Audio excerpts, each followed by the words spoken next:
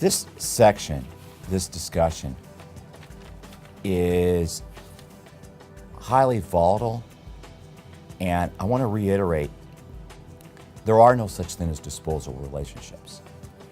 There may be people who don't make emotional connections, but I'm talking to you where you feel like there's a hole in your heart the size of the Grand Canyon, you feel despairing, you feel awful, and you're the one that wanted this divorce. It's Christmas Eve and you're home alone, or it's New Year's Eve and you haven't seen your family, your kids this entire holiday season, or it's Thanksgiving Day and you have nowhere to go. But you wanted this divorce, or you want this breakup.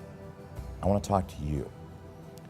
The person being left many times gets a lot of emotional support because typically they're perceived as a victim. Maybe they are. But I have found in my professional experience and personally that many times people leaving have a ball and chain called the guilt syndrome.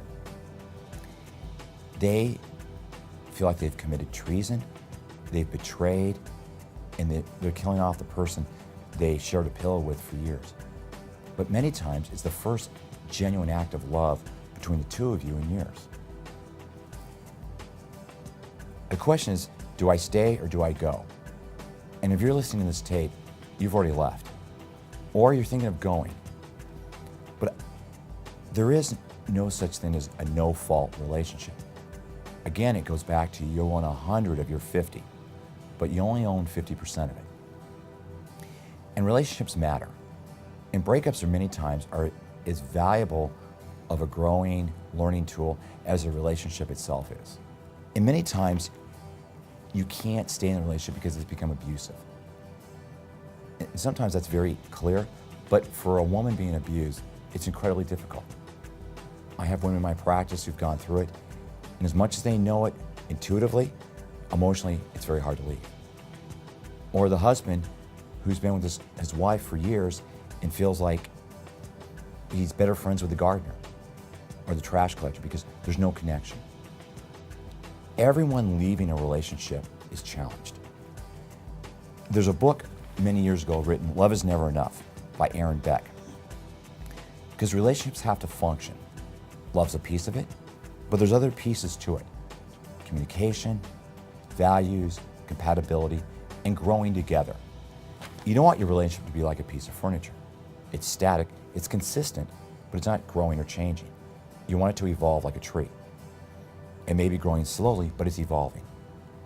Many times, men and women leaving, that's the key. They have to answer that question, and only you can answer it. I'm gonna go over some things real quick. All relationships have endings, as we said earlier, whether it be through emotional death, physical, emotional, psychological. And loneliness is very common in every breakup, for the person being left and the person doing the leaving. And many times the person leaving has no support. They're viewed as a suspect, a villain. They've ruined the family. They've damaged the kids. What will damage the kids is rage. Marital status does not ruin children. Marital discord ruins children. I'll say it again. Marital status does not ruin children's lives. Their sense of well-being. Two parents loving them who live in different houses and get along. It may not be ideal, but it is a good formula. It works. And the guilt syndrome, understanding it.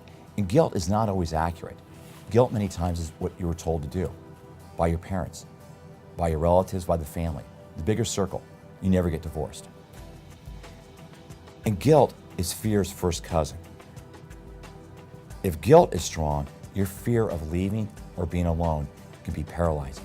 But the relationship is dead and it's bordering on, it's gone on the downside. Becoming abusive for all of you, emotionally, mentally, on every level. And there's 5 things I want you to keep in mind. Relationships never end alone. It takes 2 to create it. It takes 2 to end it. It takes 2 people to have a functional relationship, and it takes 2 to have a dysfunctional. And dysfunctional means no communication. You've stopped talking sexually, emotionally, and literally. And thirdly, many times leaving a relationship is being honest. Denial. We don't have a marriage. We don't love each other. We just live in the same house. And number 4, transitioning is always life-changing. Don't underestimate it. Don't be scared of it. Transitions change you. And 5th, guilt isn't always accurate.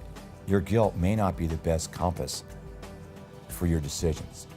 Your moral compass is your best compass.